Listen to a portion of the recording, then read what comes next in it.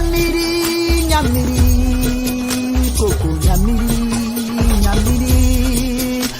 Ibole, ibole, Igbo bunu ndamamihe. Ibole, ibole, Igbo bunu ndamamihe. Ebulianyelu, ebulianyelu, ebulianyelu, ebulianyelu. Anamabara na ihe dị njọ ma na-emezi konye ofeke. Anamabara no n'ihe dị njọ ma na-emezi konye ofeke. Igbo bụ n'ndike, ụmụ Igbo bụ n'ndike, ụmụ Igbo bụ n'ndike, ụmụ Igbo bụ n'ndike. Koko nyamini, nyamini, koko nyamini, nyamini, koko nyamini, nyamini, koko nyamini, nyamini. Hey, cha cha cha cha cha cha cha cha cha. Igbo kwazon, yeah. Cha cha cha cha cha cha cha cha cha. Igbo kwazon, yeah.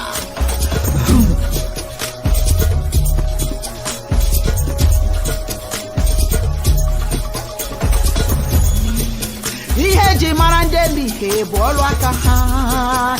Ihe ji mara ndị mihe bụ ihe aka ha. Ihe ji mara ndị mihe bụ ọrụ aka ha. Ụmụgbele ndị anyị were omenala dowe n'azụ, were omenala ndị ọzọ bulie elu.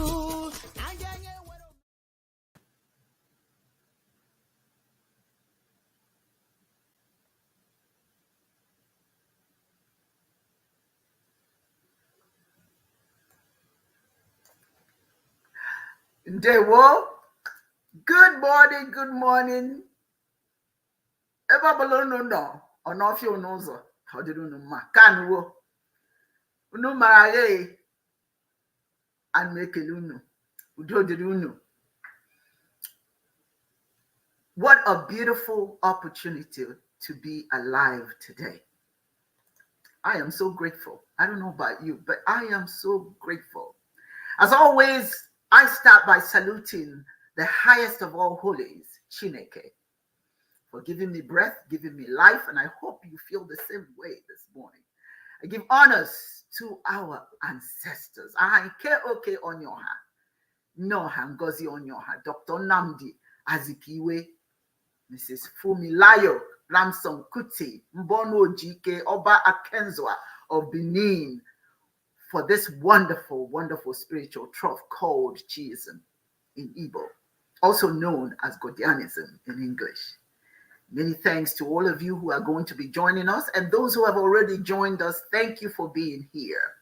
We are beginning to see you all as family and truly look forward to this gathering. Thank you for taking the time to be here. May this time that you have come to devote with us be significant to you. And may you leave here spiritually open-minded, satisfied, and may your inquisitiveness be superior than when you came. Your choice to be here today is because of your curiosity and your longing to level up. I say, when you join Chiism, you're leveling up. You're coming out of the valley and you're climbing the mountaintop. So let us level up together today. That's what we plan to do with your time today. I want you to focus on abundance. That's what we're talking about today. Before our presenter makes her presentation, focus on abundance. Where is your mind? How fulfilled are you? How rich do you think you are? Whether you know it or not, you live an abundant life. Just the fact that you can inhale and exhale this morning, that's abundance. But the financial abundance is what most people focus on. But the only way more abundance of that nature can come to you is when you freely release some of what you have to those who need it most. There are so many people suffering all over the world. What a crazy world we live in. There's hunger, there are wars, there's protests, and of course, poverty. It is an imperative. Giving is an imperative. That's how you double your blessings. That is what we want you to have in mind today. When you give to others, so much comes back to you. I personally have seen that work in my life. When I give more, I find that more blessings come to me. It just flows, and sometimes I don't know why or how. But when somebody tells me, oh, I have a need, sometimes I have a reaction. And that is, okay, how much do I have? How much can I spare? Do I have enough to spare? Yes, I always find that I do. Even if it's $1, I can give 50 cents. But sometimes I remember, maybe it is my generosity. It is the reason that some of the blessings come to me. Even when I have a dry spell, it always seems to correct itself. So today, in your mind, we want you to release some of what you have so that more will come to you. Give to those less fortunate. It's a mental construct that channels the universe your way. I just want to open with that thought in your mind, because that's what's in mine. That's what I live by. To give and somehow watch my blessings flow, come back to me more than I gave. So today, be reminded that it is an imperative that you release some of that abundance so that your wealth will become a reality. And when I talk about wealth, I don't mean having millions in the bank account. No. Your wealth, even inhaling and exhaling, that's wealth. You may not know that. But even your life can even be extended because of the joy in your heart. Because when you give, you just have, it's just, I don't know about you, but when you give, there's just, you don't walk anymore. You just sort of pounds, you just kind of walk with a certain gait that just tells the universe, yes, that you are happy with yourself. You've done something good. Try it if you haven't done it. If you're hugging and squeezing that dollar until it screams, try letting it go. You know what I'm saying? Just let it go a little bit and see what happens. We wish, before we go into our day, we wish to extend a happy birthday to our dear sister-in-law, my dear Peabody Onyoha. Today, I don't know if she's watching, but if she's not, anybody who knows where she is right now, this is her day, so she can spend it however she wants. But today she has entered a new milestone in her life, and that's what she's going to notice is that age is just a number. She's going to begin a new phase of her life where nonsense don't matter anymore, where you pick your battles and nothing is taken for granted, but good things are lofty and to be enjoyed. I hope she's listening. And all else will go poof. They don't matter anymore. We wish her many more sunrises and sunsets, many more heaving of the chest, an exercise of inhaling and exhaling. Happy birthday to my dear sister-in-law. Happy birthday. This is the month of Ikenga. For those of you who don't know, this is the month of Ikenga. The ram is the symbol. It is from September the 24th through October the 21st. It is a month for you to explore your strength. Ikenga. To use your power and your skills and use your talent. This is the month that represents a call in Isimbiri signage to humanity to know thyself and work hard, and implore that all of us engage in unity and our collective hard work. A person who's born this month is hardworking, spiritual in nature, honest, confident, talented. Is this your month? If you're not acting this way, if you're not honest and you're not confident and you're not using your talent, and you're not being who you're supposed to be this month. If you were born in the month of Ikenga, the important color of this month is violet. An important energy this month, metaphysically, is male. A male energy, whether you're male or female. You'll find at some point that you need that male energy. The virtues that we are dedicated to work on and focus on this month is something that honors our ancestors, to avoid evil actions, do positive things, think positive thoughts. I know it's hard. We're human beings, so we do some crazy stuff. But this is the month that we're supposed to do so. Focus on doing good things. Stay away from people who mean you no good. And don't be reckless in your activities and your decisions. And the causes that we want to support this month is our cultural preservation and social justice. The month of Ikenga. Hard work pays off. Use your Ikenga. I want to at this time bring into the forum Dibia Ochwaja Yudi Onyoha. Yudi Ndewo. Ndewo, all praises to Chi, the creator, the supreme being, Chi the good, Chi the magnificent with grace. Yes. May everywhere of our lives be light.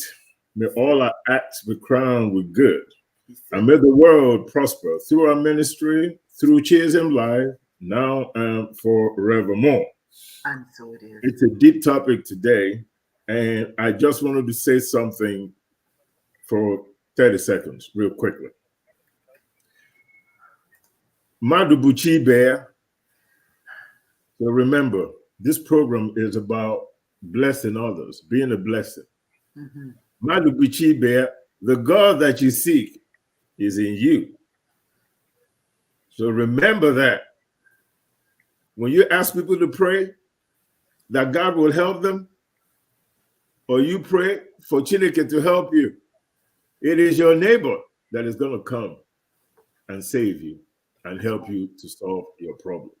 So don't look beyond yourself or your fellow human being for the blessings that you seek from God. Yes. Because the solution is right in front of you. Absolutely. And if you keep that in mind, we'll be a whole lot more blessed than we are in the world today. You say, I would like to add to the stream, Dibia. Yes. Symona Monet Ajamu Ndewo. Adewo. How are you? Very well. Oh my goodness. Uncle. It's good. How are you? Very good. Good. Nice to see you. You look radiant this morning. So let's go. Thank you. Let's go get it. You know, Yes. We're excited about today because Dr. Monet is going to make a presentation today. And if you have seen, I don't know how many of you have seen it, but Dr. Monet is really very excellent presenter. And it is indeed an honor to have her present today. And I know she's going to take us there. And afterwards, we'll take it in the back end and converse and expand on what she has shared. And so, having said that, the rest of us are just going to step back and watch.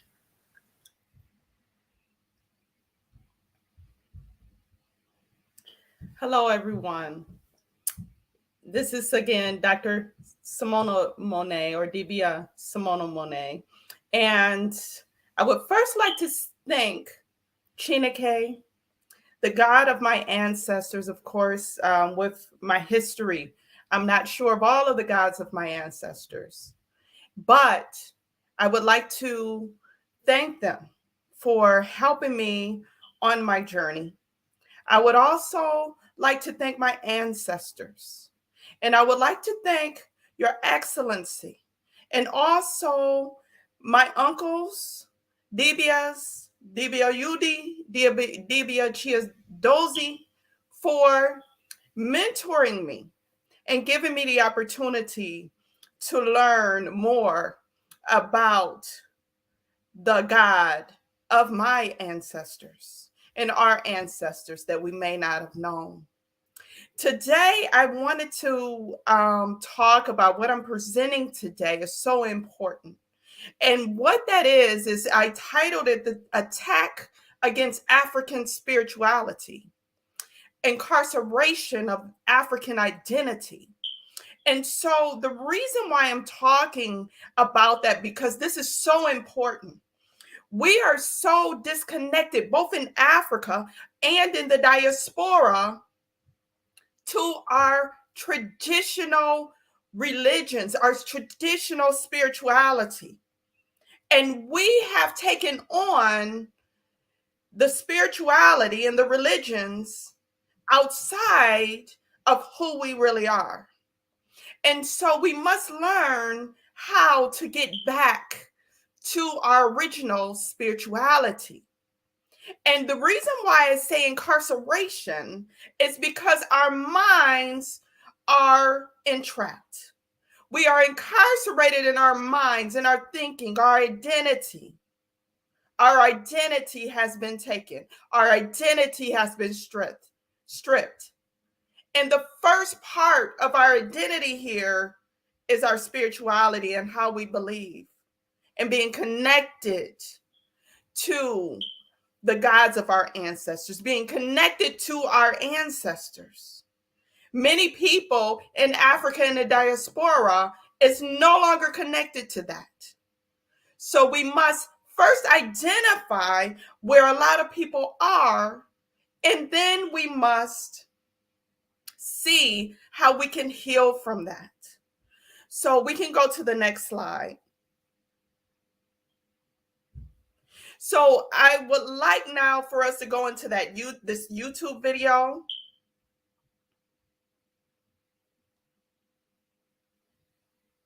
And the YouTube video is about African spirituality is satanic worship. So I would like you guys to hear what this gentleman has to say about that being satanic worship.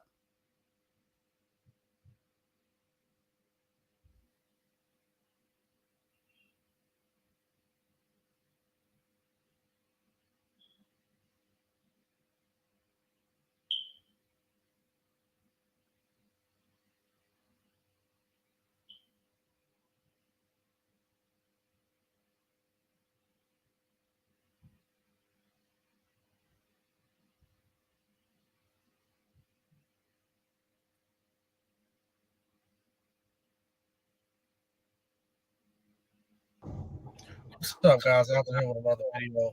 I know a lot of y'all probably gonna be triggered by the title. We're gonna be talking about African spirituality, and I just don't really see a lot of people addressing this. So me myself, I'm just gonna take time to address it because I get this periodically, where people believe that us as Black people, we need to go back to the spirituality or the religion or the religions that our ancestors were worshiping. And first of all, I like to kind of address that one statement because, first of all, as a Black person, you don't know what your ancestors were doing back in ancient Africa. Okay. And for people to want to go back to that, it is basically Satan worship.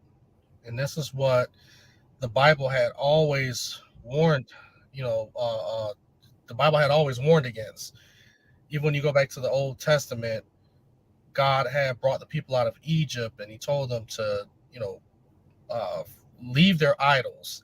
Even when He was having the people of Israel go and conquer some of these lands and start driving people out of the land that He had promised to the people of Israel, He was basically telling them to drive those people out and break down their idols and don't sacrifice, don't make sacrifices to Him, don't worship Him, don't bow down and worship Him, and all these other things.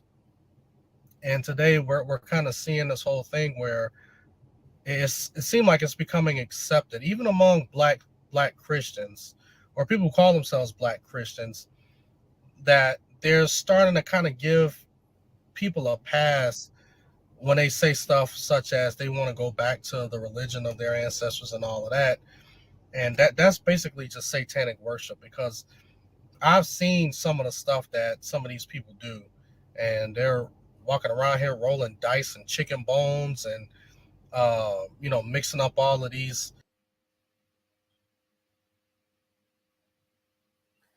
Yes.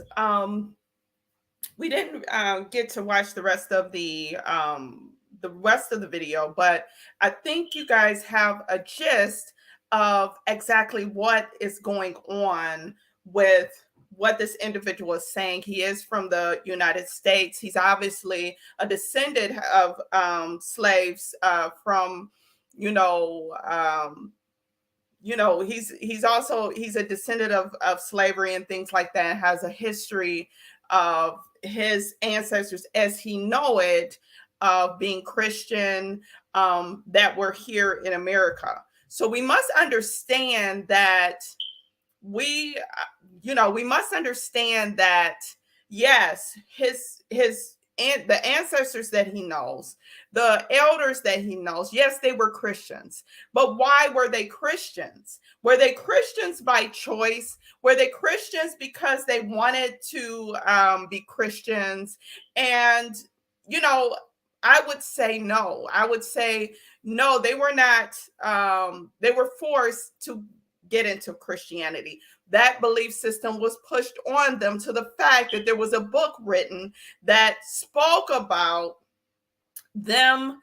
It was a book written spoken about how to convert the Negroes or African Americans into Christians. So it was not something that we just willingly started to believe. And then generation after generation, we continue to have that belief structure. And then that was the way that we, for generations became Christians. And for many of us, that's all that we knew. Unfortunately, that's all that we knew. And we're disconnected from our original religion. And so hopefully we can get the PowerPoint back so we can go into a little bit more concerning this topic. But if not, we'll just have a discussion here. So great, we have the PowerPoint back. And so the next thing, we can just move on and go to some of the comments that were made. I pulled up the comments that were made in regards to this video. And these are people who actually agreed with this individual of what he was saying, that African spirituality is satanic worship. And it's just showing the incarceration of our identity, how far disconnected we are from who we really are. And so one of the individuals, he says, "Amen, sir. I see PLL on my college campus talking all kinds of foolishness about God's word, Jesus, and Christianity. They know not who they mock." The next person is saying, "Thank you, brother. I need this." And I'm wondering, what do they need? He's obviously putting down a tradition of people of his ancestry. He's putting down the religious practices of those people that came here not by choice, his ancestors that came here not by choice. So my thing is, what is he saying? Is he saying that the people, his ancestors that came here from Africa, as slaves, that they were the ones in the wrong, that they were evil? Is he saying that? And that is what he's saying. That shows our low self-esteem. And so that shows that, our lack of self-confidence in who we really are. And our spirituality is part of that. We have other comments here, people thanking him for the video, and, it's just a shame that this is where we are, many of us as African people, that we have totally abandoned our spirituality. Dr. Monet. Yes. Yeah, I am so sorry. The internet here keeps going in and out, keeps going in and out. Okay. It kept knocking it off and knocking me off, and I had to keep trying to come back in. It's just crazy. I apologize. It's not my fault. It's not your fault either. It's just that the internet, for whatever reason, in this area, keeps going in and out, in and out. Okay, so if you find that because what I find is when I try to play your video, it knocks me off. So if it happens again, just continue speaking. Okay. Okay. Great. We'll just continue. We'll just continue with that. We can move to the next slide. So the next slide is talking. This is a book that was put in place, and it's Christianity was not. Basically, what the title is in this slide is Christianity was not the religion of our African ancestors. And we have to understand that we were conditioned to become Christians. There was a plan to convert us into Christianity.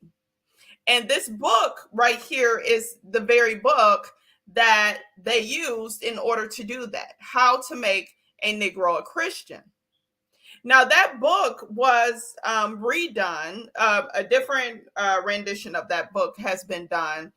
And that is How to Make a Negro a Christian, a reprint to the religious instructions of the Negroes and other works. And this is by Charles Colcock Jones and Manu Makes. And so this pretty much, this is coming from them right here, what is written. And I'll read that to you, which is, we must keep in mind that enslaved Africans are not Christians. When they were brought to the New World, they were predominantly practitioners of the indigenous African religion and behaved and accord with indigenous African codes of ethic. Therefore, the Christian religion, along with its identical doctrines, were taught to and imposed on the enslaved Africans by their white masters. Obviously, the master taught the slaves Christianity for their own conscious and unconscious self-serving reasons. The theology they passed on to their slaves were necessary, based in order to serve and justify their dominance. Blacks do not relate to prayer to and serve Jesus Christ in the same way for the same reasons whites do, even though it appears they do. Christianity as a central cultural institution has not empowered the Black community in the same way it has empowered the white community, or as it has the other alien Christian communities, or the way other communities are empowered by their own religious instructions. As a matter of fact, Christianity, as it is practiced in the African American community, has probably done as much to dispower the community than to empower it. And that's absolutely true. Christianity has not empowered the African American community. Christianity, the church, you look at all of the things that African Americans are going through, and you have to wonder how Christianity has really empowered us. So we must understand that we were not Christians. And this individual, for some reason, I even hear other African Americans, I hear other African people stating that Christianity started in Africa. They have a belief system that Jesus Christ is African. So we've made up a lot of things that has to do with, being a part of Christianity, is making ourselves a part of Christianity when our original religions was not Christianity. So we can move to the next slide. So in moving on, it says Christianity taught to the slaves by their masters or by the dominant whites served to rationalize and justify the status quo of white mastery and black slavery, white dominance and black subordination, white command and black obedience, the ambivalent functions of Christianity as, and then we'll move forward. We can go to the next slide. As taught by the African slaves remain embedded in the church theology of the contemporary Black church. So we have to understand that this has been a way of controlling the masses of Black people for as a tool to keep us oppressed. And so this was the original reason that they were wanting to make us Christians, not because they, really wanted us to go to heaven, that they really wanted the best for us, but as a tool to keep us under the their oppressive force and dominance. And so we can go to the next slide.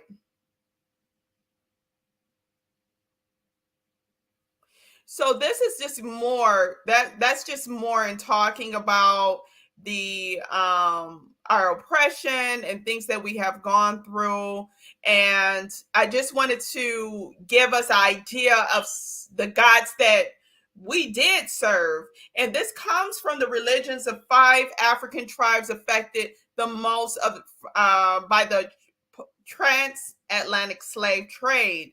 And so these are the different tribes, and I'll give the religions and some of the gods that our ancestors really served.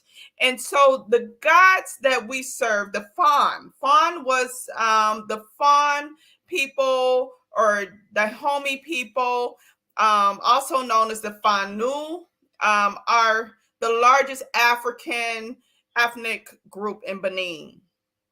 The tribe historically known for all females to serve them in their military. The female fighters in Black Panthers are actually inspired by the Fon female warriors. And so this is who we are. And, I guess we can go to the next slide. This is who we are. More about the Fon people and the gods that they serve. And one of the gods is Mayu and Lisa. And then we had Gabadu. If I'm saying that wrong, please forgive me. This is not my language, but we see there that there were different gods and deities that we did serve, that our ancestors served. Da and Gu, Dan, and we can go to the next slide. And there is a whole list of even more gods that we served. And I'll just give the characteristics, because we were very connected to nature. Unlike Christianity, we were very connected to nature. And so the first that they mention is Egi, which is patron god of hunters and wilderness. We have the next one is going down, and I can't pronounce these names very well, so I just tell you the meaning is we had the god of fishermen. The next one is the sister goddess. The next one is the moon goddess. The next one is the the God that was sent to the earth to make it a nice place for people to live. And he was not yet, and he had not yet finished the task. That's where it goes into. And then God of dreams, God of smallpox, semi divine twin magicians, God of wisdom and knowledge, goddess of fertility and creativity, deities of prosperity and protection, also for seers and clairvoyants. And so this is, one of our religious structures of some of the people that may have came here. These are the religions. This is one of the religions that they, or spirituality that they practice in Africa. And we can move to the next slide. So the next people that we're talking about, the second, and they were part of the five African tribes affected the most by the transatlantic slave trade, and that's the Bakongo people. And this group, the Bakongo people, also known as the Bakongo. So the Congo people are a Bantu ethnic group living along the Atlantic coast of Central Africa. By 1560s, well over 7,000 slaves were being transported per year out of the Kingdom of Congo. And so we must realize, when we're looking at this, we must realize, I know many African Americans are not sure of specifically where they came from in Africa, the regions, the tribes, and things like that. But know that even if you don't know, that you could potentially, your ancestors could have been practicing these religions. And so we can go to the next slide. And so the Congo. So the God of our ancestors, the Congo. And I can't, unfortunately, when I did this, I thought that I had that highlighted, but it didn't come out as I thought, to tell you more about the Congo. But what I can say is that that there were other religious practices, there were other spirituality other than Christianity. And so we can move to the next slide. And so we have here the Igbo people, and with the Igbo people are found, in the large numbers in modern day Nigeria. And an estimated of 15% of all slaves were taken from the Bight and the Biafra between 1650 and 1900. So this potentially could have been a practice of your ancestors. And so we must know that a lot of these slaves were shipped to Barbados, Haiti, Jamaica, and the United States in large numbers. And so we must understand that those traditions were taken with our people that is now lost. So we can go to the next slide. The next slide, we talk about the traditional religion. And so the belief, a little about the belief, and we talk about this here on Chiism Live, which is in a creator God, Chineke, an earth goddess, Allah, and numerous other deities and spirits, as well as a belief in ancestors who protect the living descendants. So we can go to the next slide. Of course, we have the Yoruba people. So that's another one of those 5 tribes affected the most by the transatlantic slave trade, and they enslaved the Yoruba people. Enslaved. Okay, so enslaved Yorubas was distributed widely, with the largest group found in Brazil, Cuba, and Trinidad. The Yoruba have left a huge mark in the culture of America. And there's an estimated, the Yoruba people are estimated to be around 42 million in number and are found in modern day Nigeria, Benin, and Togo. So we can go to the next slide.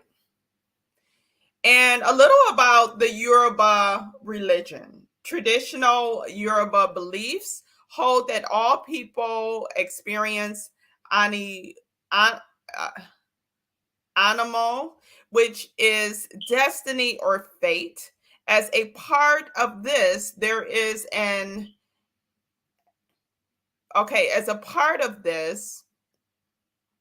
so traditional Yoruba beliefs hold that all people experience what is called destiny and fate. And so they believe their supreme God is Olodumare. And we must know, I won't go into everything about the religion, but this is, of course, one of the religions that your ancestors could have come from Africa to the Americas, the Caribbeans with. And so we can just move to the next slide. And then the last one is the last one we're looking with are the Bantu people living in Angola, Angola's northwest, and so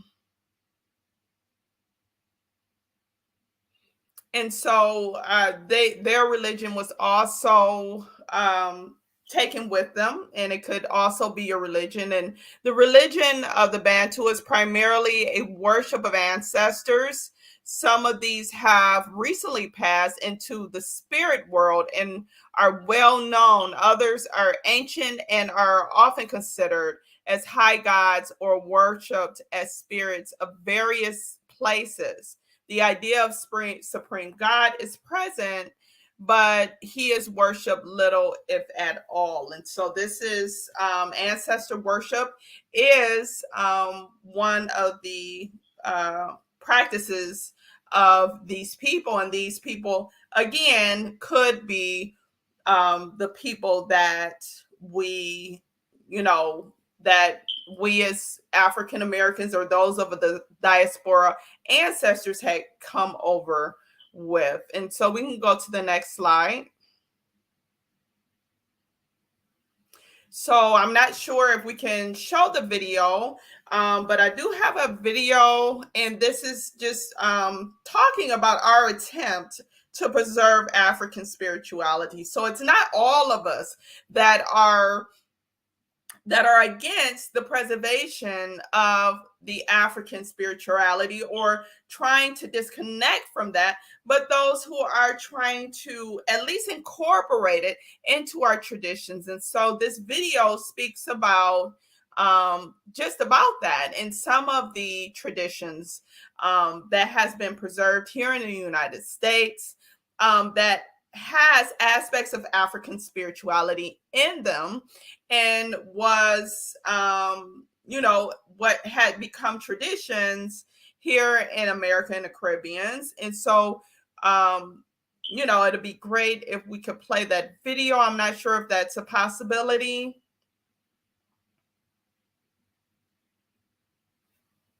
I can't hear. I apologize. There is the storm coming through Louisiana, I think it is. Oh, okay. So the internet. Yeah, it's impacting the whole South. So things are not working properly. You understand? Okay. When I try to play the video, it doesn't play. it wouldn't share it. In other words, it'll play on its own, but it wouldn't share it on the program. So maybe you can just share with us the specifics of the video. Okay, so pretty much the specifics of the video pretty much is the video is talking about voodoo and hoodoo practices.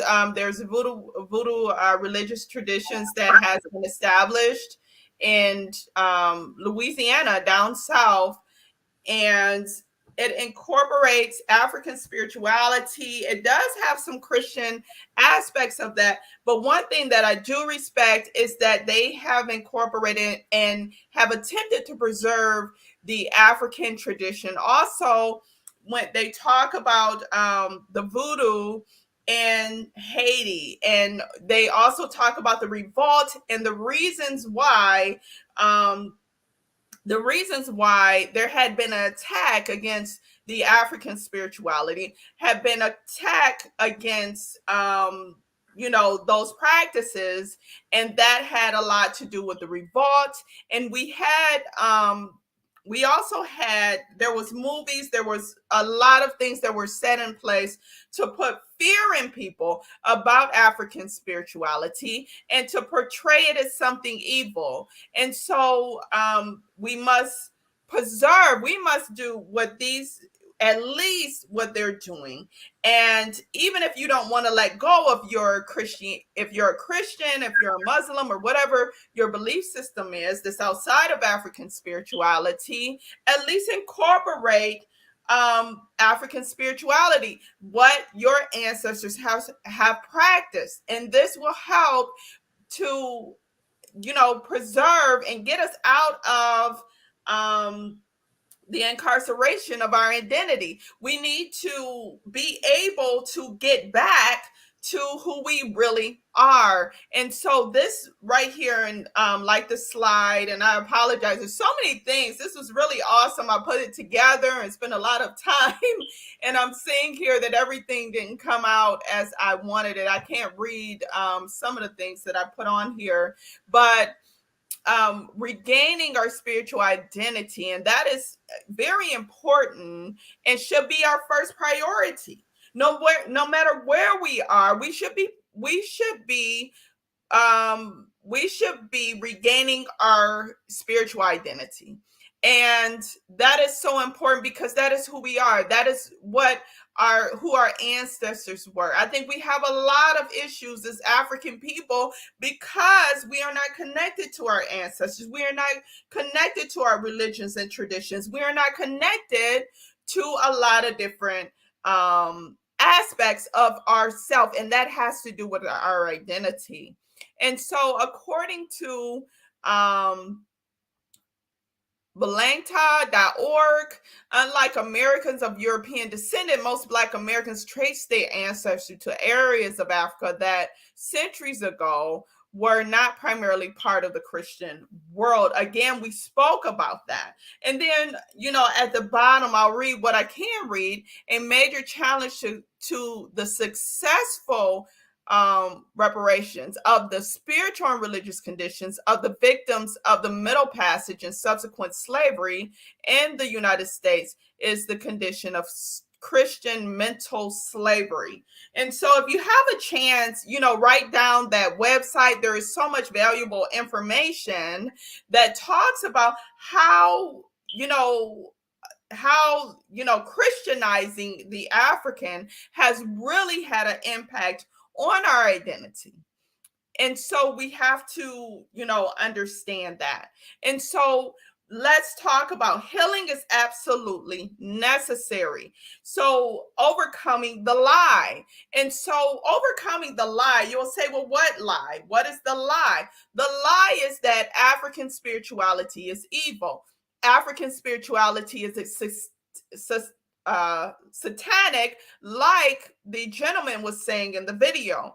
That is the lie. We have to overcome that, erase the fear, and healing is absolutely necessary, and healing is absolutely possible. But we must recognize what is really going on with us as African people. We must realize how not being in connection with the gods of our ancestors has really had a profound effect on us and our progress. So we must take those steps.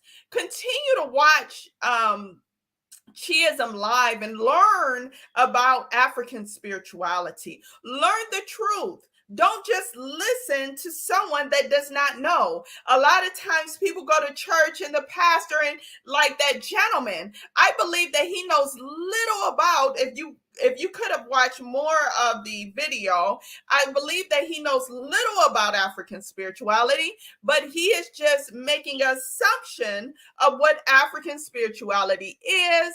And with that assumption, it may have come from sources that are not credible. We have had a lot of sources that are not credible. There were movies put out that are not credible. They are not true. They are far from the truth when it comes to our spirituality as African people. So the first thing is to erase all of that. The first thing is to educate ourselves so that we can overcome the lie, to reframe our beliefs of what African spirituality is, to reframe our beliefs of who our ancestors that came over here are. They were not evil. What was done to them and what has been done to African people is what is evil. And those people that enslaved us, those people who have oppressed us, those were the people that were evil. But for some reason and somehow they have turned that around on us. And we have bought that hook, line, and sinker. We have to get back to who we are. We have to get back to that. I know it's very hard. System, if you're in Christianity, if you're in Islam, if you're in other belief systems, to say, I'm going to incorporate the beliefs of my ancestors. I am going to embrace the beliefs of my ancestors. I will embrace the beliefs of the gods of my ancestors, and nothing is wrong with that. I may have my practices, but it is okay for me to honor myself. And honoring myself is honoring my ancestors. Honoring myself is also honoring those who have suffered for me. There has been so many of my ancestors that has suffered for me, and the only thing that they could give to me, and I'm talking about my ancestors, was Christianity, is because it was the only thing they knew. It was the only thing that they were allowed to pass on. But now that I know more and I have access to information, I have access to resources, I now can find out what the truth is, and I can incorporate that in my life. I can honor those who fought for me. I can honor those who suffered for me to be where I am right now. And we must do that. We must not ignore the God of our ancestors. We must not ignore who our ancestors was. And I thank Chineke. I thank everyone on Chiism Live. I thank all of my mentors, my spiritual mothers and fathers here, that they are teaching and connecting us to what was original to who we are and what is connected with many of our lost identities. I thank you. And again, we apologize that everything did not go as planned. There was a lot of things that happened, but this will not be the first time that we'll discuss this. But this is a powerful thing. And I hope that if someone is watching, whoever is watching, and whenever you're watching, I hope that this influences you, especially as an African person or those of the diaspora. Some people don't want to say that they're African. I say that I'm African. But if you don't say that you're African, if you're that of the diaspora, I hope that this influences you to connect to who you really are, to help to get out of the incarceration of your identity, to break free. You don't have to be incarcerated. Thank you so much. Thank you so much, Dr. Monet. Thank you. You know what? I felt I felt the frustration because of, and as a matter of fact, I was getting very frustrated. It was Adora who came and said, Mom, what you're experiencing is going on even downstairs because Wow. of this storm that's coming throughout the South and it's impacting everything, because I positioned to share your videos, but it wouldn't play. It wouldn't allow it to play. So things are kind of off right now. But you did the best you could with what you had to work with. Thank you so much for sharing, and your enthusiasm, of course, that's infectious. But I'll tell you this, and before I bring Dibia UD in, because this was important. That video that we could not play, if you could share where our audience can go and get that video. I played it, okay? And let me tell you something. That man should be ashamed of himself. Yes. He should be so ashamed. Onyi beribe, our people say. Onyi beribe. He's an idiot. Excuse my expression. When it fits, it fits. This man is sitting there talking about African people and voodoo and all of that, and yet he goes to church and he eats the meat, supposedly, of the dead Jesus, and drinks his blood. Does he crucify that as well? Did he have something to say about that? Huh? Did he have something to say about that? Did he No. that? Did he talk about the angels with wings? Hello? Mm-hmm. What? Do you understand what I'm saying? Yes. Yeah. No, was he a preacher? Was he a reverend? No, he was just a Christian, just a regular, Christian. And he was, I guess, frustrated that of the people that he knows that wants to connect back to their African spirituality, to their tradition, their original tradition. And he said that it was satanic. And there was so many people when I looked in the comments that was agreeing with him. African people, they had their faces on there. So it's a shame of where we're at. It is really a shame, and that we have our own people thinking that our practices, the practices of our ancestors, was evil and satanic. It's when you don't, Dr. Monet, when you have been told over and over the years, okay, that your people are evil, huh? Hello? That your people are evil, and you buy into that, it's so difficult. It's like some sort of exorcism has to take place with some of these people. Yes. And there's that level of fear. Ujo, ndi beribe bu ndi ujo. People who have no sense are afraid.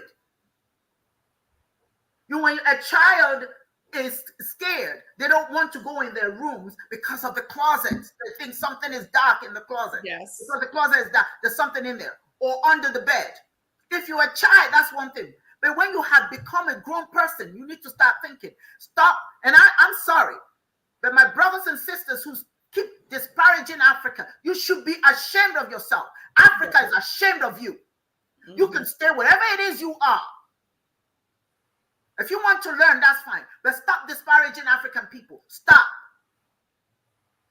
And the second video, we are just as noble as everyone else. We're not here saying that you should not believe whatever you want to believe, but you don't throw the baby out with the dirty bathwater. Yes. Water. The only reason why everybody else is doing better than us is because we're looking to other people for our salvation. Yes. We don't even see that it's right there. There's an African proverb that says, I'm sorry, I need to calm down. That video really upset me because I watched it. There's no pride in that. That you can regurgitate someone else's history and maybe do it better than they. There's no pride in that. It just means you're a glorified servant. You can spew information that's put in there for you to spew.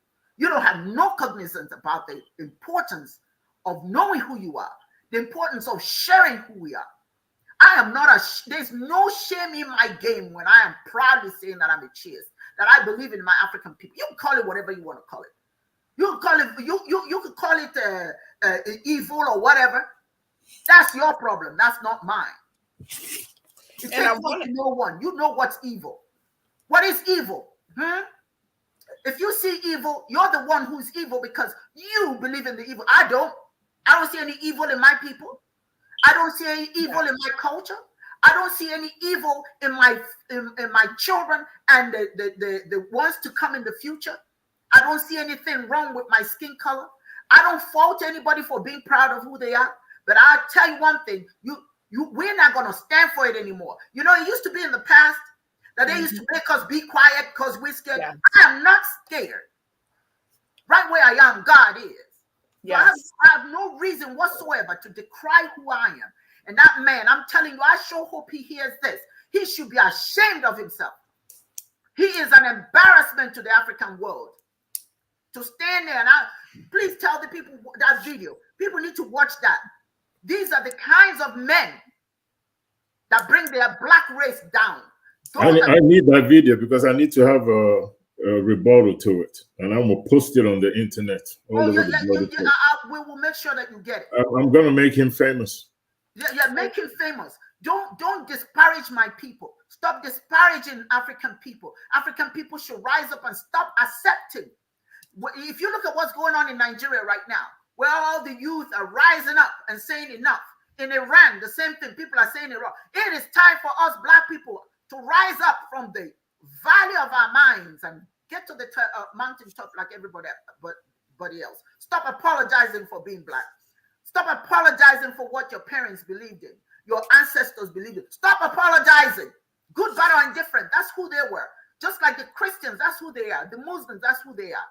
Okay, but that's them. I don't fault them for being whatever they want to be and be, promoting their thing. But, don't force me to be less than what I am. So that man, I was so, to me, as a matter of fact, as I watched that video, I was embarrassed.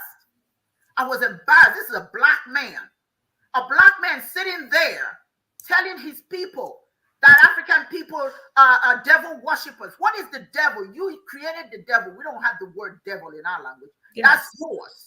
You created that. Then you throw it at us and you want us to panic because some devil or whatever the heck you guys think. I am so sorry. But I'll tell you one thing. This is how black people better start saying, don't accept it anymore. Don't sit back and accept all this onslaught on our spirituality. Stop it. No to it.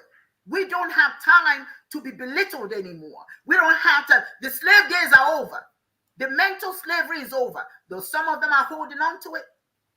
But we need to start saying no. Yuji, please. Okay. Yep. I tell you, if you take it personal, which I have taken it personal, you could lose your mind. Yes. The level of shame that you feel for your people, shame. The embarrassment you feel for your people, the anger you feel towards those that put them in this mental condition. It can overwhelm you. Malcolm X famously asked, who taught you to hate? Who taught you to hate yourself? Yes. Who taught you to hate your skin color, your nose, your kinky hair? Who taught you to hate your history, your religion? Who taught you to hate who you are? That's why we have a man like that in his car spewing blasphemy. He's been taught to hate himself. Yes. And he was taught to hate himself from the pulpit. Yes. Yes. The Sunday sermon. Let me repeat. The Sunday sermon, part of our greatest tragedy, probably the greatest tragedy in the African American, African diasporan community, where you go to church every Sunday and they reinforce slave mentality. Every Sunday. Your God is white. Your God doesn't look like you. The history you learn in church is Jewish. You don't learn about African history. No. The gods or the God that you learn about is not from your own cultural perspective. It has nothing to do with your history. It has nothing to do with your primordial understanding of who the creator is. Like Dibias said, you regurgitate somebody else's history. Mm-hmm. You can talk about somebody else, but you can talk about yours. So you'll be made ashamed of who you are. You not look upon yourself, your religion, your culture, your history as devilish. What does that say about you then? Mm-hmm. When you're spitting at yourself on camera, what does that say about you? How does a man like that feel any level of pride in himself when he's sitting there in front of a camera, disparaging his primordial core? That's nonsense. Yes. Nonsense. If you do that, Nonsense. and wake up every day in the morning, look at yourself in the mirror, and think that you're somebody. I heard you calling your hand in one of his videos, in one of his lectures, actually, said that a people that don't have any identifying spiritual philosophy do not exist. They're just a color. You know, dark skin hue, or white, or yellow, or red, or whatever color spectrum that we hang on people to identify them from coming from a certain part of the world. But anybody or any people that cannot be identified by any kind of spiritual philosophy do not exist. You have been, how do you say, brought into the fold of somebody else. When you talk about the Arabs, what's the first thing you talk about? Islam. Yes. When the interest of the Arab is at stake, they rally around Islam to address that interest. What about the European? When the interest of the European is threatened, they rally around Christianism. What about India? When the interests of the Indians are threatened, they rally around Hinduism and to some extent Sikhism. Those are the two major religions out of India. Buddhism came out of India, but became a Chinese, official Chinese religion, made possible by the Khan over there. But it's still, some aspects of it exist in India. But for the most part, it is Hinduism and Sikhism. What about the Japanese? It is Shintoism. What about China? It's Taoism.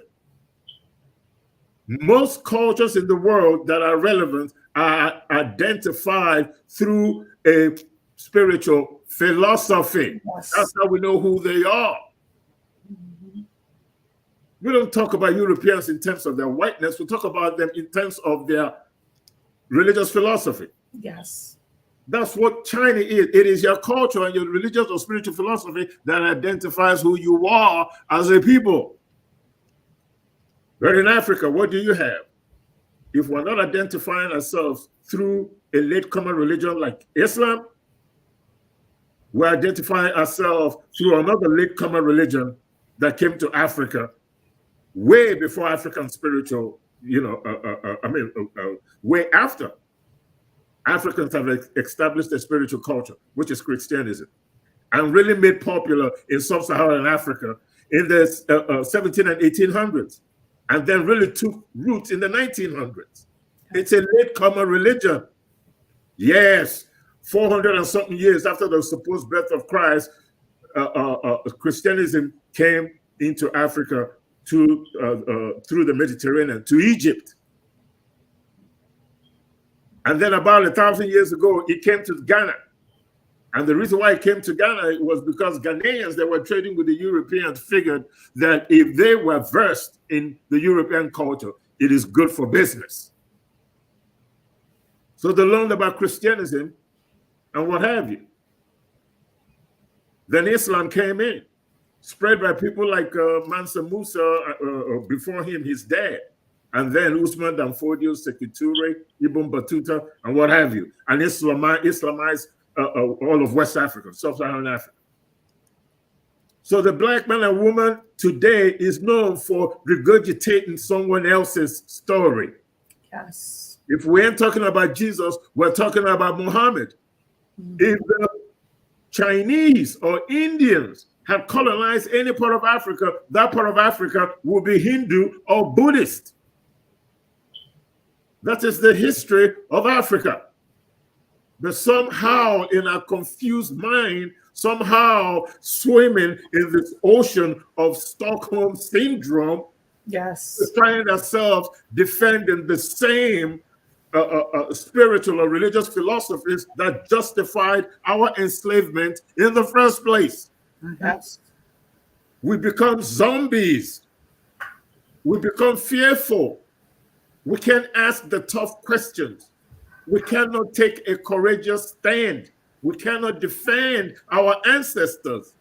We forget the fact that history is based on ancestral reverence. It is your ancestors that transmitted your history from one generation to another, either through word of mouth or through writings, hieroglyphics, symbolism. Every culture, everything you know about yourself, regardless of what part of the world you come from, is made possible because some people came before you. The religion you talk about was given to you by your ancestors. The science that you improved upon was given to you by your ancestors. The history that you talk about was given to you by your ancestors. Ancestral reverence is universal. And anybody that tells you that ancestral reverence is evil, like this man in the video believes, is an idiot. Abraham was an ancestor of the Jews. yes, He's revered. Moses was an ancestor of the Jews. He's revered. Ruth, Gideon, you name it. Biblically, everybody in the Bible is an ancestor of the Jewish faith, particularly in the Old Testament, because the New Testament is not historically a relevant document. Neither is the Old Testament, but you could find in terms of history that these places did exist. Yes. Some of the characters are mythical, so that you could tell the story of the Jewish Genesis and supposed Exodus. In the New Testament, it's just fantasy. Matthew, Luke, John, whoever wrote the 4 books in the New Testament are written or were written by people that never saw the man at all, that never journeyed with him, that never did anything with him. The New Testament is nothing but myth. But to get to the point where you hate yourself and don't acknowledge your ancestors, then you get on video and then talk about the fact that African religious practice with all the processes is all black magic.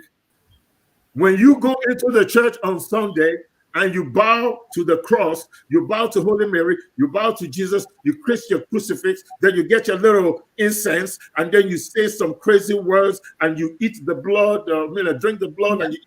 That is voodoo as far as I'm concerned. That voodoo is no more different from my voodoo, if you want to call it witchcraft. Going to the Buddhist temple, they do their rituals, they flip their stuff around, do all kinds of stuff like that, blah, blah, blah, blah, blah. Same thing. Everybody has a ritual, everybody has a process. Go to Judaism. The chicken plays an important role over there. When they're praying, there are 2 schools of Judaism. The Orthodox Judaism, they pray with chicken. And they kill those chickens. They sacrifice those chickens. They move the chicken around their head just like we do in Africa. Every religion has its own process, its own ritual. Christianity has that too. But it's okay for white folks to eat chicken. But as a black person, when I eat chicken, all of a sudden it's a black thing. Don't white people eat watermelons too? Yes. But Dibia, Satan, his obsession with Satan, what we're doing is satanic. Let's not forget that Satan, the concept of Satan was imported to Africa. Exactly. But to African societies through colonialism. Yes. Exactly. Yes. Stigmatize African spirituality. That's the When point. you get people to submit to your own power, your own God, you render them useless. Useless and just hopeless human beings who can't save themselves. I mean, I'm glad you brought up this thing about the Satan thing, because you know it's a dynamic, right? So let me go deep with you guys for a second, and the people out there, audience. Okay, we're gonna exercise what we call in Chiism nkomi. That's what we're gonna get into right now. Yes. And okay, Dibia, Dr. Owa brought it up. So I'm going to delve into that for just 5 minutes. Satan, devil, call it what you want, represents what? Evil. God, Yahweh, call it what you want, represents what? Good. Now I have some questions for you guys out there. Are you ready for this? Go ahead. But this is going to blow the screen up and your head might explode. But hey, I will catch the blood as it flows out. Is God more important than the devil? That's your homework. But I'll help you along the way here. God is no more important than the devil.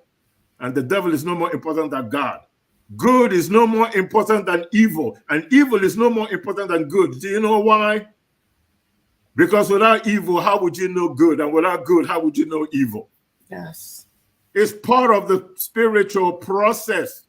They both carry the same weight. It is how you involve yourself in it that makes the difference. It is the path that you choose that makes the difference. But don't ever go through life, if you really want to be spiritually enlightened, thinking that evil is worse than good. We're talking in coming here. We're going beyond the microscope. I want you to understand that a short person does not exist without a tall person. You can't be fat and skinny at the same time. Without the skies, how would you fall? It's duality of spirituality. It's dualism. Life and death. Both are equally important and both are equally painful. Everything dies. There's a spiritual reason for that. The world replenishes itself because of death. Yes. Without the possibility of death, life will cease to exist. That is looking beyond the microscope. That is the nkomi. That is the truth of the spiritual existence that we have. Good does not exist without evil. Without a bad guy, you cannot praise God. If everything was good all the time, how relevant is God then? Religion is about reward and punishment. Yes. In Christianity, what do they tell you? If you do good, you go to heaven. If you do bad, you go to hell. But the nkomi of it is simply this. The truth is this. I want you to be ready for this one. Good things happen to bad people and bad things happen to good people too. Yes. Yes. You have to be spiritually aware. You have to have amarachi. You have to think through the terms of nkomi. You have to be a deep thinker to understand how these things work. When you understand how it works, that's when you will understand that Madu Buchi Ibeya, God's blessings come through somebody else. So we have to be good to one another. We have to love every human race, every existence in this world. All roses are not red. Yellow rose, white rose, pink rose, whatever color roses you have. All insects are not bees. All animals and dogs. But we all exist in this world. We all have a purpose. Once we recognize that and understand it, then maybe we wouldn't have idiots like this fool that got on camera and disparaged his ancestors without any understanding of spiritual laws or the rules of engagement. Say it again. Say it again. That's why. Mhm. So anytime you see people talking nonsense, talking crap, disparaging themselves, disparaging somebody else's culture, just say to them, all roses are not red. Right. Everything in this world exists for a reason. It all has a purpose. All trees are not the Iroko tree or the pine tree. All cats are not lions, tigers. All birds are not crows or ravens. Nothing was created in this world to be uniform. You can't talk about women as less than men. Yes. Without the woman, how you going to repopulate the world? Without the men, how do you repopulate the world? We're not asexual. We're not amoebas. You got to have Nkomi. You have to be a deep thinker, especially as a Black person, as an African. Yes. You have to be deep for you to appreciate the diversity that exists in this world and for you to appreciate yourself as part of God's blessing onto this world. And thank you. Thank you. That was that. You know what? Very good. It's important that we can overstress the fact that what African spirituality did for Africans, you know, it allowed them to challenge the church, Yes. the colonizers. Mm-hmm. And because of the challenge, the discomfort that caused, that's why they had to now say that everything we practice was satanic. Yes. And when you're convinced that you're satanic, you become afraid of not just your practices. You see, it spreads, it goes beyond your practices. Then it moves into your culture. Then it moves to your people. Yes. Understand? So if one aspect of who you are is bad, it transfers to something else and something else. That is why it's almost like Africans fly from frying pan to fire.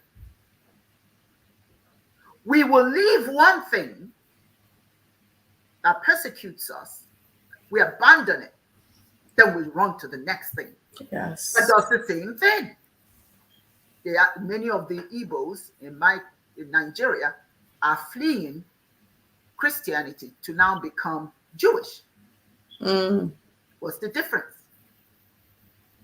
Now, when they go there and they find that the Jews don't want them, where are they going to go next? Buddhism. Then they go to Buddhism. Anything but African religion. Right. And there's nothing that all these other religions are teaching that we're not teaching. The only thing, the empowering thing about African spirituality is that connection to nature, connection to Chineke. Yes. And all we consider agents of Chineke, Yes. our connection. And one of the greatest, I think, aspects of spirituality, African spirituality, particularly Chiism, is when we say, Dibias Yudi said it earlier, Madubuchibeya. Think about what that is saying. Madubuchibeya. If you are God to your fellow man, that is not to say that you're God. It is that you are the instrument that Chineke uses to bless the world through us. We are the power we're looking for. Anything we're looking for, we get from another human being. That's why you need to be sure that you are not persecuting another human being. In our history, we never went to war over religion. Go and search and see if Africans went to war because of religion. You know, we had the shrines in our homes. Yes. I will come to your shrine and swear in your shrine, because guess what? I'm not afraid. We were not taught to be afraid of the Creator. So me coming to you, I'm not afraid of what will happen to me. Because if Madubu Chibe, that means right where you are, God is. Just like where I am, Chineke is. God, whatever. Yes, yes. You see what I'm saying? So I have no reason whatsoever to be afraid to come and have spiritual camaraderie with you. But here, you have people that will be quick to tell you, stop speaking that language. You know, stop your satanic worship, your satanic idol worship. Stop it. Whereas the difference in Igbo, before all of this came, is you invite me to your shrine and I'll come. I'm not going to come there and tell you don't worship as you choose. They call us devil worshippers, yet the concept of the devil is something that was introduced to us. We didn't practice devil worship. You brought that devil, that whole concept of devil, you brought it. And of course, many of our people are afraid to go to hell. You know, that place that you go, the elevator takes you down there where it's hot and you burn forever. While Chineke is sitting there watching you burn, watching his children, her children burning for eternity. How do you use that as a means to tell me how beautiful and kind the Creator is? How do you do that? You see what I'm saying? How do you do that? This is not our way. This is not our way. Even as a matter of fact, when something negative is happens to you, instead of you going to kill somebody or you say, I'll take the good, and the bad, I'll just let go. Our spirituality is powerful. And I want to thank Dr. Monet for joining us today. As we know, Dr. Monet has an ongoing engagement at 11:30 every day. And it's almost time for us to go. So we want to thank you for your presentation. And again, we apologize that the weather is really wasn't very good for the internet today. So I'm sure next time, I still believe that we have to play that video at another time. We must do that. So thank you for your time. Yes. To see you on Sunday. Thank you all. Thank you. All right. Bye-bye. Yeah. You have to. We can't hear you, Yudi. We can't hear you. Sorry about that. I have background noise, so I try to minimize it. But no, I'm saying I haven't washed my car, and I don't even remember the last time I washed my car. You know, it's a beautiful black. So I finally decided, you know what, yesterday I'll go spend some money and just get him to clean the whole thing and wash it. Yeah. And now we got storm coming. I'm just mad. And that's why I don't wash it all the time, because it's always bloody well raining around here. So you clean it, and I don't wash it myself. You clean it, you get them, then what happens? It rains. We have a big storm coming. We truly have a big storm coming. So I mean, Yudi, it is. I just want our people to stop believing, you know, all these negative things. You know, at some point we need to see ourselves as the essence of life, which we are. We need to see ourselves as the chosen people as well. Why are we not chosen like everybody else? Because they told us we're not on Sunday in church. You know, that guy that was talking, listening to him is almost like when I listen to a lot of our brothers and our sisters, you know, there's this shame or this guilt that you've been backing up the wrong tree since you were born. Yes. There's this fear of questioning or doubting something because you've been promised eternal damnation if you do. That's right. But the good news for them, and for anybody listening to this, is the fact that to do big things, to overcome situations, two things come into play. One is fear. of supposed consequences that was told to you. But then the evidence around you tells you that what you're doing may not be the right thing. Maybe you've been miseducated. Yes. Then That's the second thing that comes into play, That's the word, miseducated. Yeah, miseducated. Then the second thing that comes into play for you to overcome and get in a better mental situation or state is courage. Courage. And people don't have that. No. They're just controlled by the fear of questioning. Don't question. Don't ask. The preacher tells you that on Sunday. Don't ask where the money you're giving the church is going. Yes. Don't concern yourself with it. You just give. Don't try to give to the homeless. Give it to the church. Let the church pass your blessing on somebody else. But you have no right to directly bless somebody or influence somebody without giving it to the church first. I mean, in Europe, for crying out loud, the Catholic Church was killing people just for you opening your mouth and saying that you had a dream and God spoke to you. I mean, Joan of Arc. There you go. How did Joan of Arc? You know Joan of Arc? What was her undoing? She had a dream. And she had to face a tribunal asking her, who the hell do you think you are that God will speak to you?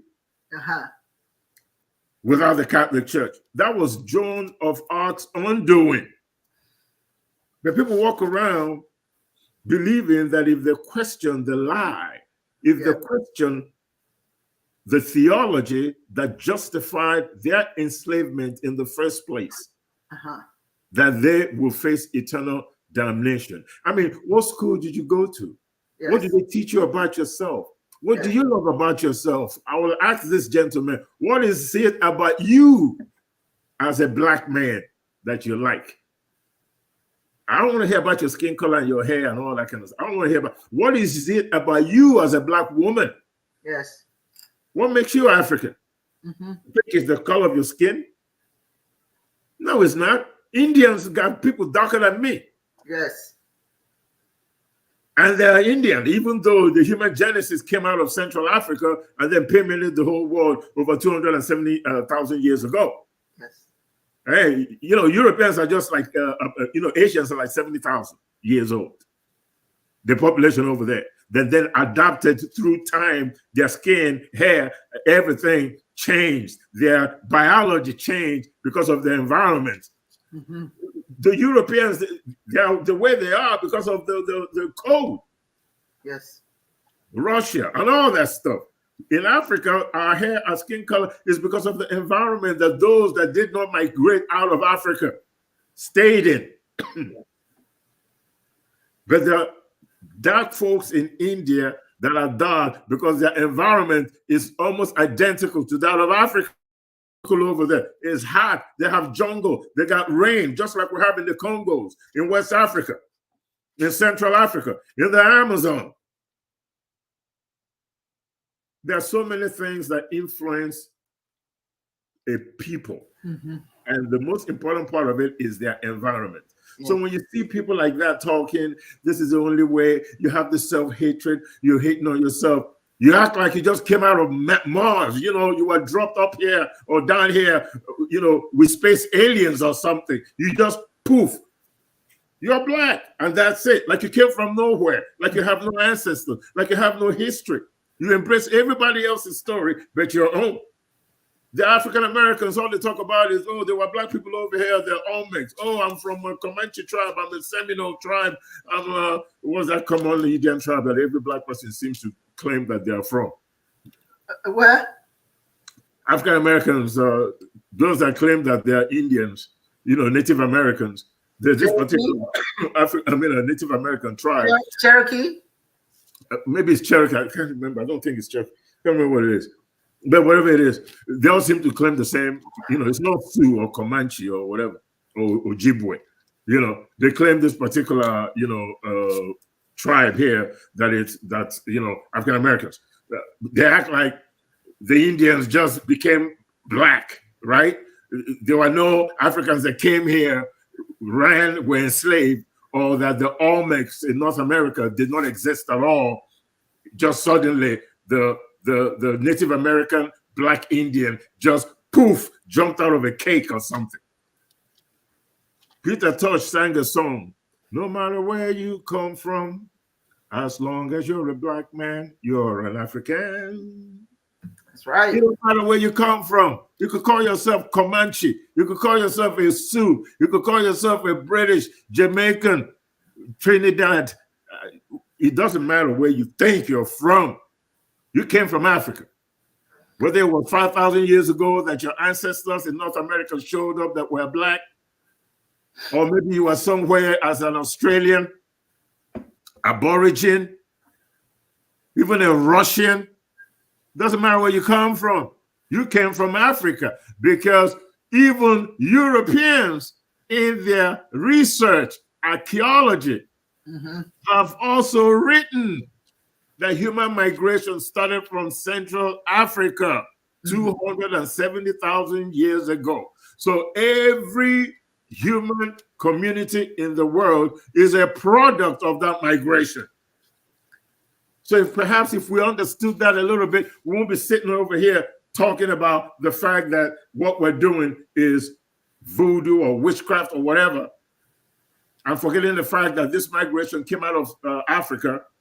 So that migration included some spiritual knowledge, some science, and then your environment also dictated how you improve upon the science that came from those people that migrated from Africa. So what knowledge that you have in the world today, that knowledge came from Africa. And you, Dibia, I think that one of the things that we need to ask ourselves as African people is, it's Cherokee. K. O'Meary just put it on this, Cherokee. Yes, Cherokee. Yeah, okay. The question that we must ask ourselves is, do we even have the right to exist? Do we have the right? Because nobody who is breathing, nobody who is inhaling and exhaling can depend on anyone else to help them to go through this thing called life. You have the responsibility to survive. It is not the responsibility of white folks, Asians, Middle Easterners. It is not their responsibility. It is not about hating them. You must not do that, because there's no room for hate, not for any human being. But what we're talking about here is, open your eyes.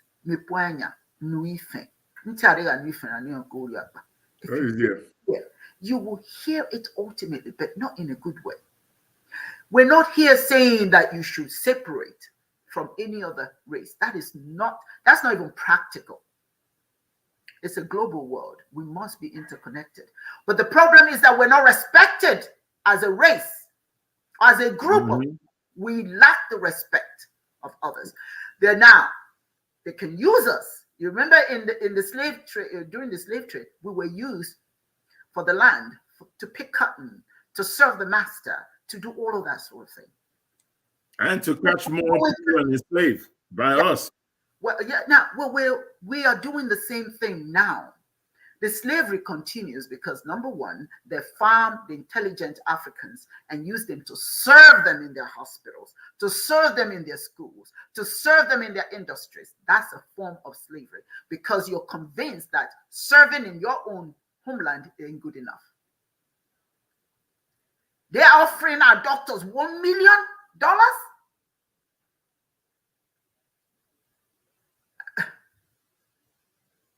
to leave Africa.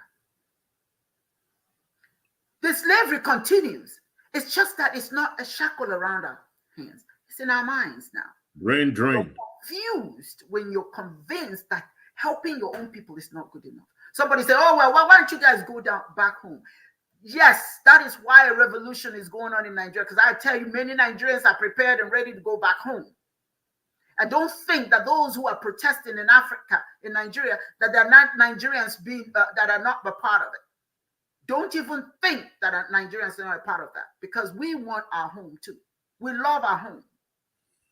But what's going on with the minds of the people, that has got to be corrected. Yep. History has a tendency to repeat itself. It will happen again. Well, actually, it's actually happening. Like I said earlier, the chains are not around the wrist and the ankles, it's around the mind. When a man will get on the internet and start blaspheming, if you will, his own people, calling his own people devil worshippers, satanists, and all that. Why? Because they like themselves? Because they are proud of who they are? And he's not even an atheist. It's no. You know, when you cannot complain about people disrespecting you when you disrespect yourself, because that is total self-loathing right there. I can tell you that there is no Muslim, a staunch Muslim, that's going to disparage his religion. A staunch Muslim will not disparage. They may disparage certain aspects of people who are practicing it, but they will not disparage their religion. Christians will not disparage their Christianity. Certain aspects of Christianity, yes, but it's only us that will disparage everything. And Tonya Jara, we go beyond even the insult and add our own. And put ourselves on video saying it. And put ourselves on video saying it. And when another race of people look down on you, you call them racist. You wonder why. If you initiate it, then don't complain about it. The children that we're bringing into this world, we're doing them a disservice. We're not preparing them. They're not prepared. Our children are not prepared. They are prepared to achieve academically, but they're not prepared to fight spiritually. Yep. They're not. You know how you make soup? You make stew and you're eating it with bread? Huh? The soup, they're so good, you don't want to leave anything out. You use the bread to suck up the stew. This is how you suck up our brains. That is gone. Nothing left.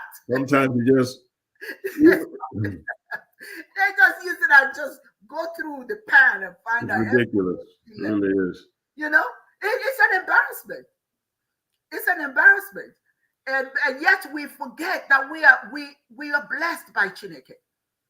We have been selected to walk amongst the living right now. We have a lineage of successful people. We come from a lineage, a long line of successful people. Not all of us, but some of us come from where the kings and the queen's kids, born into this world to inherit the kingdom, but we refuse to take it. We refuse to pick up the mantle. There's nothing that is beyond our ability to manage. There's nothing beyond us. There's nothing we can't do. But mentally, we've been convinced that we can't do it. We have grace. We reject it. If it has anything to do with Black, if it has anything to do with African, we reject it. They don't even have to reject it for us. We do it ourselves. Put it in a bag and throw it in the trash bin. We do that. African people, we need to wake up. We are the cause and the reason for everything we see. Dibias said it earlier, and it's nothing new that he said. Humanity and civilization began in Africa. Everybody else is a Johnny come lately. But you want to be like everybody else and forgetting you the father, you the mother. You want to follow the children. You have abandoned your role. Nothing else should be worth your consideration but to build up your people.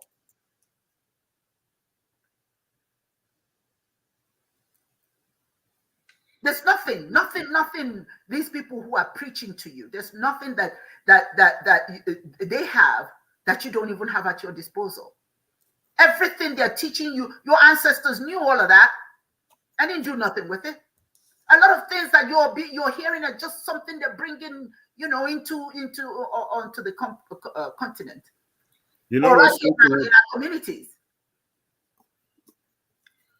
What did you say, Yudi? Go ahead. I said, what makes me really sad, I don't know if I call it sad, I think it's annoying. The most annoying thing for me is this same idiot and all these idiots out there that are disparaging African spirituality or religion have no problem accepting the diversity of Buddhism. Yes, they don't. And respecting it, or Shintoism and respecting it. They will not talk about this religion in such disparaging terms. No, they don't. But if it's coming from them, the enslaved, the colonized, the level of self-loathing that emanates from both how they look and what comes out of their mouth, it's quite frankly discouraging. Because I've been on the same stage with these people. I've had discussions with these people. I've been in their churches and given a speech. One thing I know is if a Muslim comes and gives a speech about Islam, they stand at attention and respect it. You know why? Because the Muslim says, I am what I am by the grace of God. And if you don't like it, let the door hit you. They don't care what you think. That's their culture. That's their history. That's their, part of their ancestral worship, their lineage. The Buddhist is the same way. The Taoist is the same way. Those in Shintoism are the same way. In Hindu, Sikhism, Zoroastrianism, Baha'u'llah, they're all the same.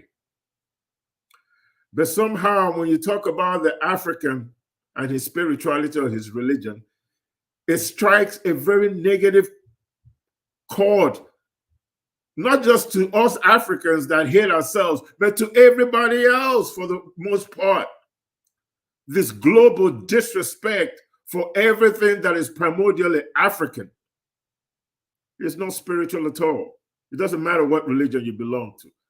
This non-tolerance, this idea that every human being does not have the right, or every human community doesn't have a right to worship Chineke or God in the way they see fit without bitterness, rumples social harmony.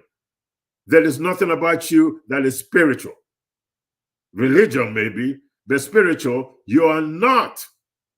I mentioned before, I said it before, all roses are not red. The diversity that you see in life is divine. God created it. Chineke created it.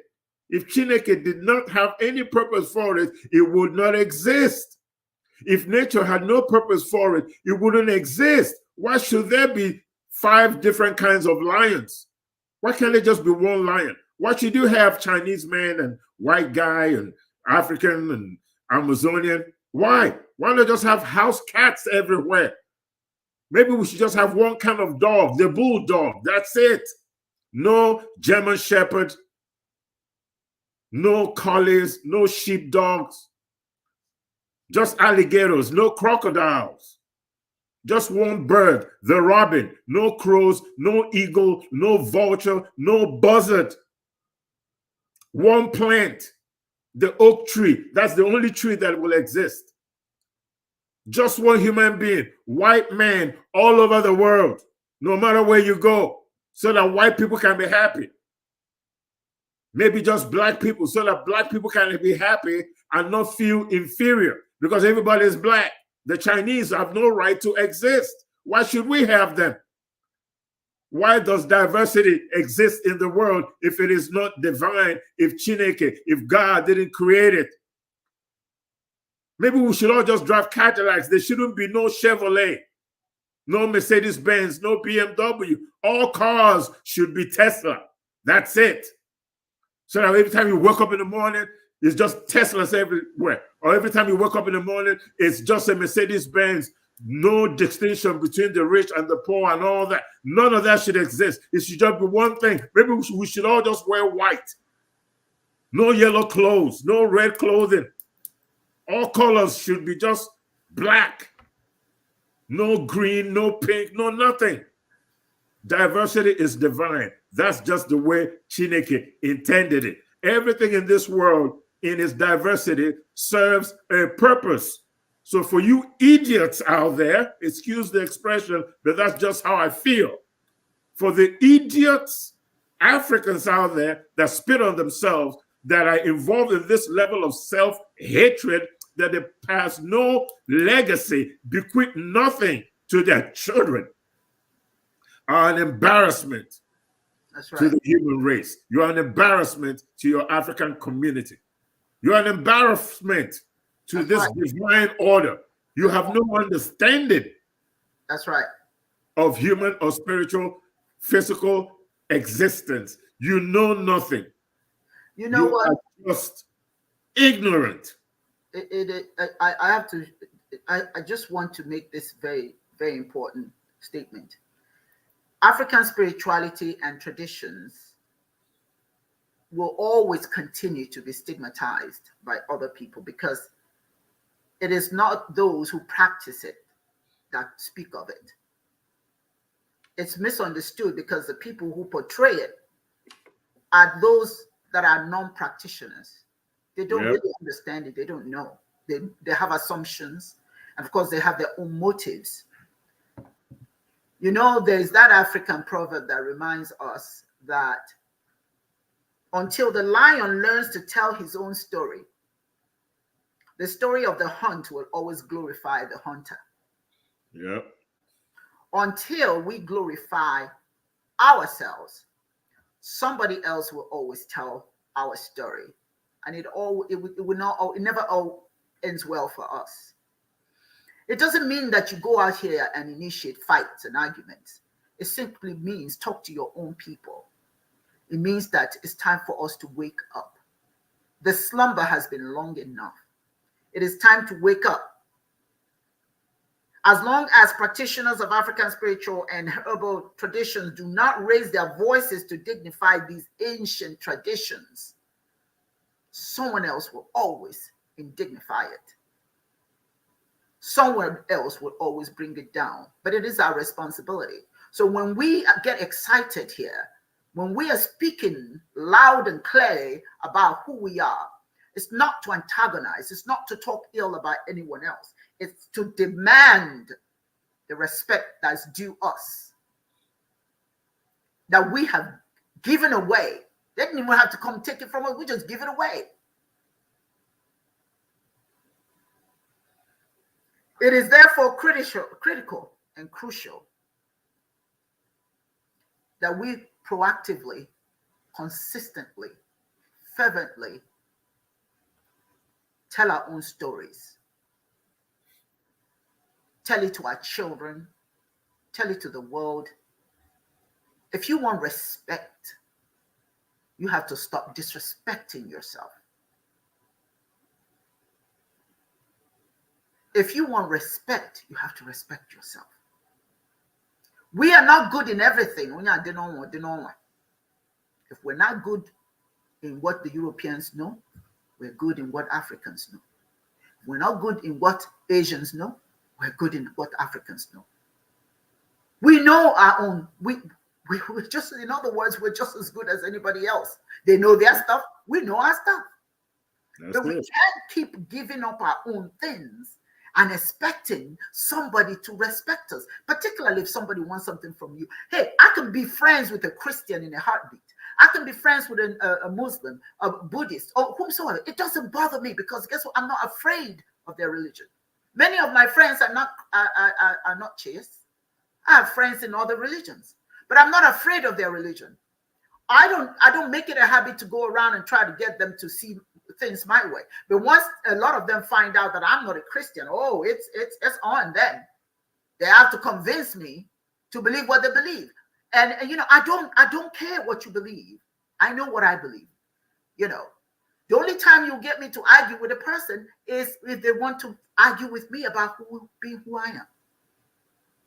If you don't tell your story, just like the lion, if the lion is not able to tell the story of the hunt, the hunter will be the victor. Judy, go ahead. Yeah, you know, just one more thing I just want to add before we close this program. A lot of times when the hard truth is being spoken, in this indignity that we're suffering in this world. And we try to explain to people that the Black man and woman, the African, deserve some respect and consideration too. They want you to say it tied up in a pink bow so that you don't hurt their feelings. But my question has always been, when you were being colonized and enslaved, did they colonize you with a pink bow, enslave you with a pink bow? Did they ask your permission before they put you in the belly of the ship and ship you to the Americas? Did I ask you nicely before they put a rope around your neck and lynched you? Did I ask you nicely before they raped your women and took your children away? Did I ask you for your permission or how you felt before bestowing upon you the worst indignity that any human being can have bestowed upon them? Who asked for your permission to dehumanize you? Why do you expect me to be nice about fighting? Why do you expect me to pull the knife in my chest and stick it to you nicely? Why do you expect me to get your permission before I fight back? Before I reclaim my dignity, my history, my religion, my spirituality? Why do I need your permission to become African again? I'm not the one. Chiism is not the one either. We've been in this fight for a long time, for decades.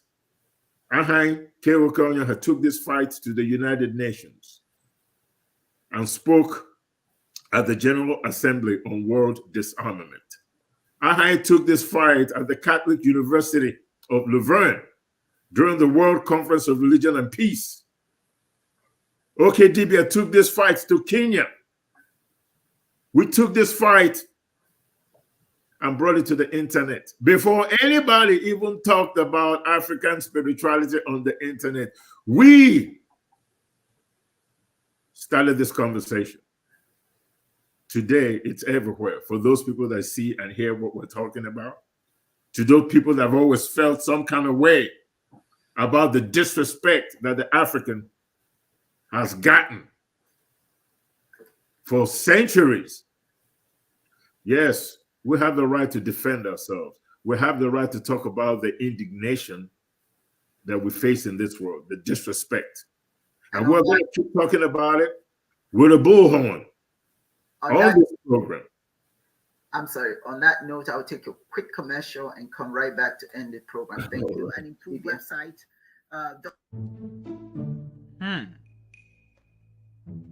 Hold on. Yeah, you. Yeah, you. Wait, has it occurred to me that you still haven't subscribed to this channel yet? You haven't subscribed, you haven't followed the Facebook, you haven't checked out the website, nothing? Hold on, you're missing out down here. You're gonna have some fun. But big shout out to everybody who has been watching us for a long time. We've been doing this for years. We've been doing this for a long time, and this is the biggest we have ever reached out to people. And I do appreciate everyone who watched the video to the end. It really helps us. We try to give out wisdom and information every single day. Much love to everybody. Make sure to follow the Facebook. Make sure to check out the website and the YouTube. We post 10 a.m. Eastern Standard Time. You can't miss that. Have a beautiful time. You have a blessed day. Wonderful day. Peace. Okay, Dibias, did you hear my last comments? I beg your pardon? Did you hear my last comments? Yes, I did. Okay, because I looked over here and it says mute. And I'm saying, I just talked for 5 minutes now. No. Oh, okay, good. And as always, every good thing comes to an end, and I just want to end with this comment, and it's going to be my standard comment from now on. Thank you all. Thank you to the Dibias and the audience. Remember that in order for any good thing to happen to you, you must remember that you must fulfill one small requirement. You must say no to what you don't want in order to make room for what you want. Be open, ready, and willing to receive the blessings of Chineke. Until we meet again next week, thank you so much for joining us, and I look forward to our next gathering next week. Yeah.